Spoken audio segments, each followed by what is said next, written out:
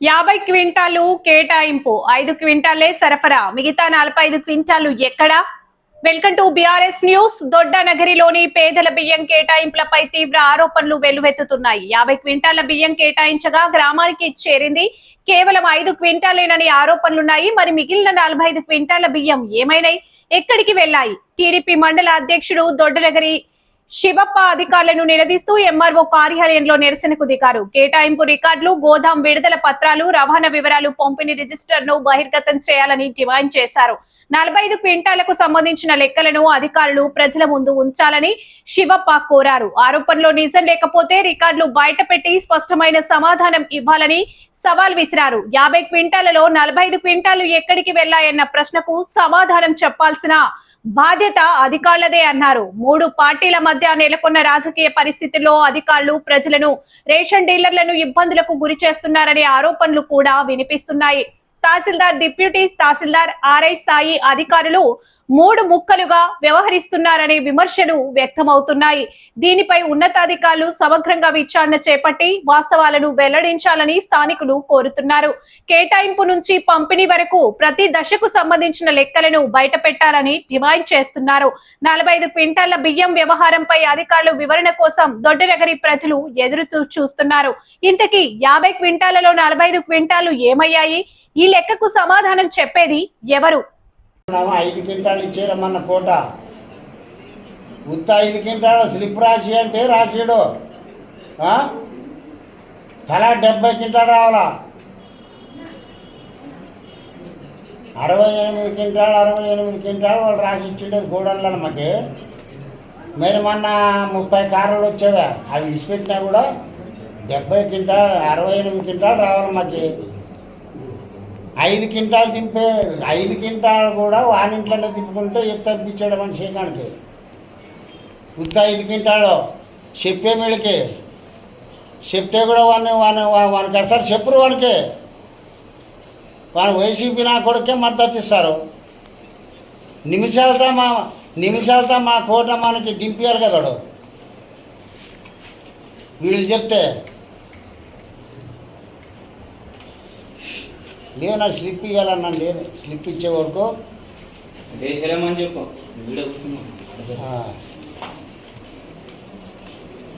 నానేమో బయటకు బయలుదేరినాను. 3 నెలలు 4 నెలలు అండర్ గ్రౌండ్లోనా కలుస్తున్నాను ఆఫీసర్లు కూడా.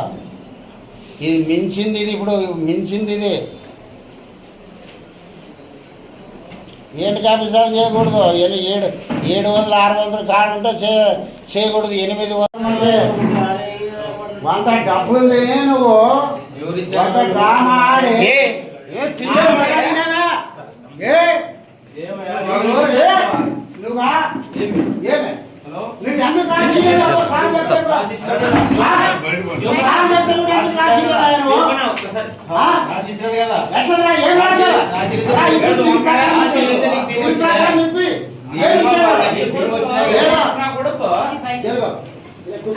చూసుకో. ఇటువంటి అవినీతి ఉండరాదు. 3 నెలల నుండి ఎంఆర్ఓ గారు చెప్పినారు. ఎందుక 50 క్వింటాల ఎస్సీలు కానీ 68 తలా సరిసోము చేయని చెప్పా ఎంఆర్ఓ గారు ఆర్డీఓ ఆఫీస్లో. చెప్తే కూడా వాంతాన వైసీపీ అంతా కుమ్మక్కయ్యి మీరు 5 క్వింటాలు దింపినా సరే అని చెప్పామే. మొత్తం వానింట్లోనే దింపాడని చెప్పాము. ఎంఆర్ఓ గారు లేదు మరి చెప్తానులా నీ ఇంట్లో దింపిస్తాననే. Add దింపించా, RI దింపించిన. మరి వాళ్ళకి వత్తాసు పలుకుతా వైసీపీ పార్టీ వాళ్ళకి. 5 క్వింటాలు అవమానం కాదా మాకే? మీరు అస్సలు లేదంటారు కదా. సీసీ రోడ్డు మా ఇంటికాడ సీసీ రోడ్డు, ఇవన్నీ ఇంటి దాకే పక్కనే సీసీ రోడ్డు జిగిపడుతుంది అని చెప్పాడే. మరి మీరు చూడాలి, ఇప్పుడు సీసీ రోడ్డు ఉండదా మాకు జిగుపడుతుందా? భయం లేదు. మా అధికార పార్టీ అంటే మీకు భయం లేదు. ఈ 3 పార్టీలు 3 ముక్కలాట అయిపోయేదా? మీకు ఆటిడిపోయేదా? ఏమే మీకు ఆటిడిపోయేది మా పోయేదే వాడు కలుస్తాడు. దొంగనప్పుడు యారైతే నేను ఎన్నో మాట చూసానా. కలుస్తాడు, ఏం చేస్తాడో ఏం లేదు. అసలు డబ్బులే ఇంకేం. లేదని సార్ లేడు. కానీ ఈ సమస్య ఎక్కడ జరుగుతుంది? ఏమి ఎక్కడిది ఈ సమస్య? బిడ్డలకేది ఎవరు అక్కడ వైసీపీ నాయకుడు అక్కడ ఎవరు పేరు? ఉరుకుందాపా వాడు కొడుకు అశోక్.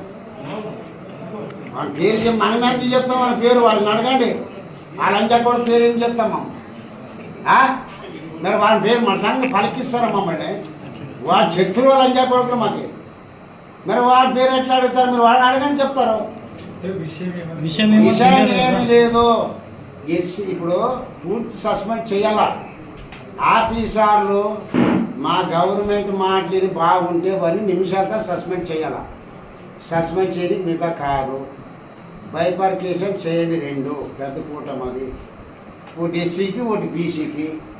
ఎస్సీకి ఇప్పించాను ఒకటి. ఒకసారి 50 క్వింటాలు అంటే తింటే ఎస్సీలు అంటే అంత చురుకునా అందులో ఒకసారి 30 క్వింటాలు. మొన్న 3వ కోటకు 5 క్వింటాలు. మరి ఏం చెప్తాడు బీసీలకి? మరి మాధవనింటికి చేసేవాడు శివప్ప. మరి మాధవనింటికి పోతారా?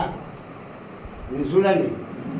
మా మాధవ లేప ఇదే వాడు మిషన్ ఇస్తాడు కదా. అన్ని కులాలు అన్నీ చేసిస్తాడు భీమం. కురువ గొల్ల బాయళ్ళు అందరికి వాడేమంటాడు ఎస్సీల కోటే డివైడ్ చేయాలి. ఇతను చెప్పేసి తెలిసి ఎస్సీల కోటే కదా వాడు మాది కూడా అడిగేది. ఎస్సీల కోటే ఇస్తాము. బీసీలంతా మాకన్నాడు. లేదు కులం ఏర్పడినాను, అన్ని కులాలు ఉండాలా ఈ కోటాలో, ఆ కోటాలో అన్నీ ఉండాలా అని చెప్పాను నన్ను.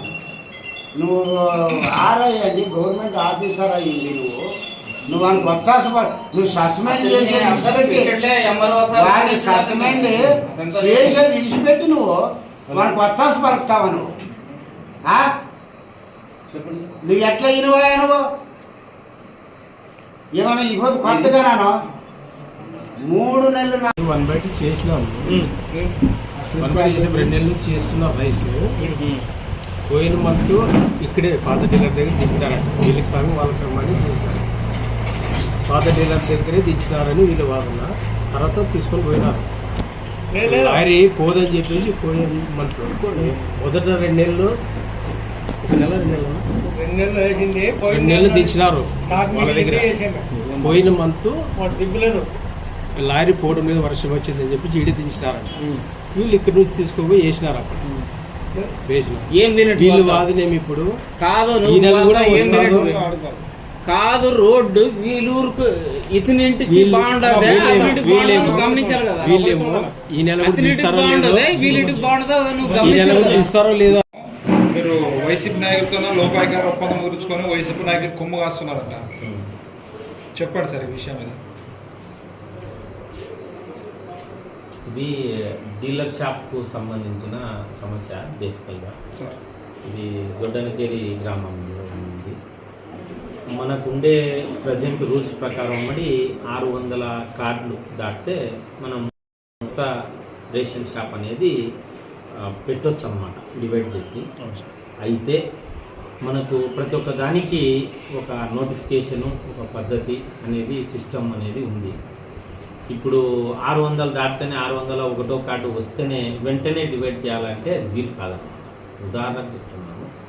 ఇప్పుడు ఆ ఊర్లో అవసరమైతే ఉంది, అయితే మనకు కోరినప్పుడు రావాలంటే అది ఉండదు. కాబట్టి అది గవర్నమెంట్ దృష్టిలో పెట్టుకొని అన్నిటికీ ఒకటేసారి జిల్లా వ్యాప్తంగా నోటిఫికేషన్ అనేది వదులుతారు. రేషన్ షాపుల బైఫర్కేషన్ అని చెప్పేసి దానికి కూడా ఉత్తీర్ణులైన వాళ్ళ నుంచి మనకు సపరేట్ ఒక ఎగ్జామ్ పెట్టి దానికి కూడా కొన్ని క్వాలిఫికేషన్స్ ఉన్నాయి. 10వ తరగతి పాస్ కావాలా, దానికి కనీసం వాళ్ళు దానికి తగిన స్తోమత కూడా ఉండాలి, ఆర్థిక స్తోమత. ఇట్లాంటివన్నీ పరిగణలోకి తీసుకొని ఎగ్జామ్ పెట్టి దాంట్లో తీసుకొని వాళ్ళ ద్వారానే రన్ చేస్తారు ఇది పీడిఎస్ సిస్టము. కాబట్టి ప్రస్తుతానికి మనము ఏదన్నా అక్కడ స్థానికంగా ఏదైనా ఏరియాలను బట్టి, అంటే ఇప్పుడు ఎస్సీ కాలనీ ఉంటుంది, బీసీ కాలనీ ఉంటుంది, ఒకదాని నుంచి ఒకటి దూరం ఉండే అవకాశం ఉంటుంది. అట్లాంటి దానిలను ఏదన్నా దృష్టిలో పెట్టుకొని స్థానికంగా అదే డీలరు ఈ ఏరియాకి వచ్చి పంచడమా, లేకపోతే మన రెవెన్యూ వాళ్ళ ద్వారా ఒక తలారిని కానీ ఒకరిని కానీ పెట్టి ఈ ఏరియాలో కొంత భాగం, ఆ ఏరియాలో కొంత భాగం ఉంచి వాళ్లకు అవసరాలను తీర్చడానికి ప్రయత్నం చేస్తాము. మనకు పార్టీల పరంగా మాట్లాడేది అవకాశం ఉండదు, ఎందుకంటే పబ్లిక్ కోసము మన వ్యవస్థ ఉంది కాబట్టి మనకు ఆ ప్రభుత్వం కోసం ఈ ప్రభుత్వం కోసం అనేది ఏం లేదు. ప్రజల కోసం ఉద్దేశించినది కాబట్టి దాన్ని దృష్టిలో పెట్టుకొని పోతూ ఉంటాము. అయితే స్థానికంగా కొన్ని సమస్యలు అయితే ఉంటాయి, అది అందరికీ తెలిసిన విషయమే. దానిలో కూడా బ్యాలెన్స్ చేసుకొని మనం అందరినీ తృప్తిపరిచే విధంగా, ప్రజల్లో సంతృప్తి స్థాయి పెంచే విధంగా ఫర్దర్గా చర్యలు తీసుకుంటాము. దీని కొరకైతే కొంత టైం అయితే వేచి చూడాల్సిందే. పెద్దలు ఎవరన్నా నాయకత్వం కూడా గ్రహించాలని మీడియా ద్వారా తెలియజేస్తున్నాము. ధన్యవాదాలు. మీ పేరు సార్? శేషపని తహసీల్దార్ ఆధ్వర్యం.